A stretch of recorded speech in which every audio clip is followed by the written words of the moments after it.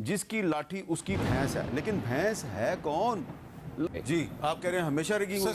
सारे इलेक्शन पाकिस्तान की चले अब भी वही करना है। जिस इलेक्शन में आप एमएलए बने थे वो भी रिग्ड था। पाकिस्तान की हिस्ट्री में आज तक कभी फ्री एंड फेयर इलेक्शन आइंदा इलेक्शन भी रिग्ड होगा, आइंदा इलेक्शन कंट्रोल होंगे, शायद कंट्रोल्ड होंगे। उसको रेट बड़ी की बात बजाय है, वैसे ये कंट्रोल का लफ्ज़ क्रेडिट कर दें, दिया। इन्होंने सच तो बोल दिया कि कंट्रोल्ड इलेक्शन होगा। कंट्रोल इलेक्शन कमीशन के कंट्रोल में होगा या किसी और के कंट्रोल में होगा? सर देखिए सर, इस मुल्क में हम मुझे तो हंसी आती है, आइन कानून, इलेक्शन कमीशन, फलाना ढिमाका, पीए, अदलिया, ये सब सर जिसकी लाठी उसकी भैंस है। हाँ, एक बात आपने दोबारा बड़ी इंपॉर्टेंट कह दी है, जिसकी लाठी उसकी भैंस है ना। ऐसा ही है सर। तो ये बात तो सही है ना वैसे शोएब शहीन साहब और राना साहब, बात तो सही है ना, जिसकी लाठी उसकी भैंस।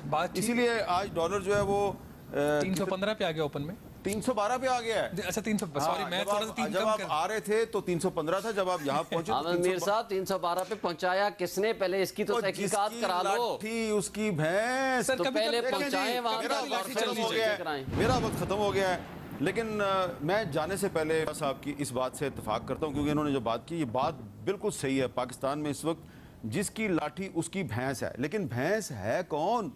लगता ये है कि भैंस जो है वो पाकिस्तान का आइन है और कोई लाठी से इसको हाँक के अगवा करके ले गया है। इस भैंस को बाजियाब करो। इजाज़त दीजिए, अल्लाह हाफ़िज़।